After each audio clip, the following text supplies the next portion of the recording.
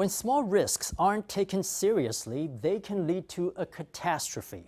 Here in Taiwan, construction accidents are frequent. At first glance, this appears to be a problem with the construction industry. But experts say blame should be shared by the government and the public.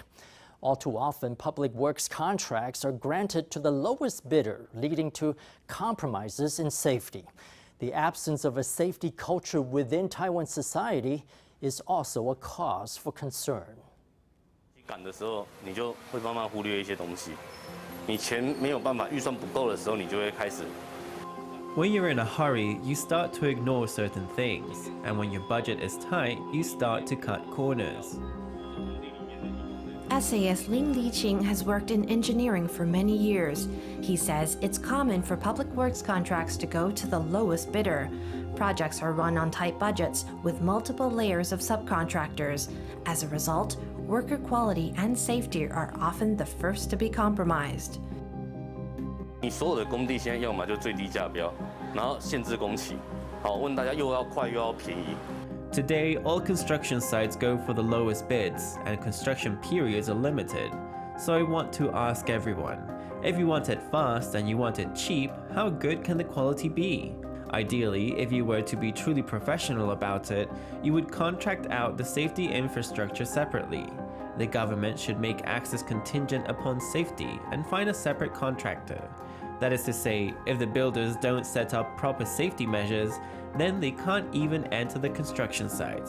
That's the correct, more progressive way to go about it. But we lack such a concept. We bundle up everything and give it to you, and we just want you to finish it. To fix the problems caused by low-bid procurement, engineering associations have pushed the government to evaluate contractors based on value rather than cost. This method factors in the contractor's qualifications and track record, but no law requires such vetting, and the practice has seen limited adoption. 这个部分政府要不要强制性的规定说多少金额以上就必须要这个模式走？ Should the government enforce highest value procurement for all contracts above a certain dollar amount? If it did, we would see an improvement in project management and vendor selection.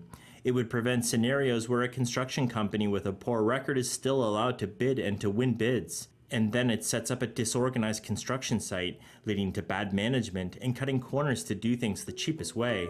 But the problem extends beyond construction and government. It's rooted in Taiwan's social fabric, where there's a lack of what experts call safety culture. 爸爸妈妈就是在前面违规停车啊，违规的回转啊。 Mom and dad might park illegally out front or make an illegal turn. Then, when the crossing guard asks them not to do this, they pick a fight with the crossing guard. Children see this and they learn from it. That's the cultural factor. It's passed on from one generation to the next. It's because of such adults that we have such children who grow up to become such adults. In daily life, we've all been known to compromise safety for convenience. How can we expect construction workers with the same mindset to put safety first? 我看到太多的例子。 We have seen too many cases, too many avoidable fires, traffic accidents, and even people who think they can hike up a mountain but then don't prepare properly and go up alone. This can only be changed through education, and it can't be changed immediately. It will take one generation passing it on to the next, 20 years or 30 years, before our society sees safety as a very important consideration that can't be compromised on. Only then can it be applied to our professional lives. Recent tragedies, such as the metro crash that claimed a professor's life, highlight Taiwan's glaring blind spot when it comes to safety.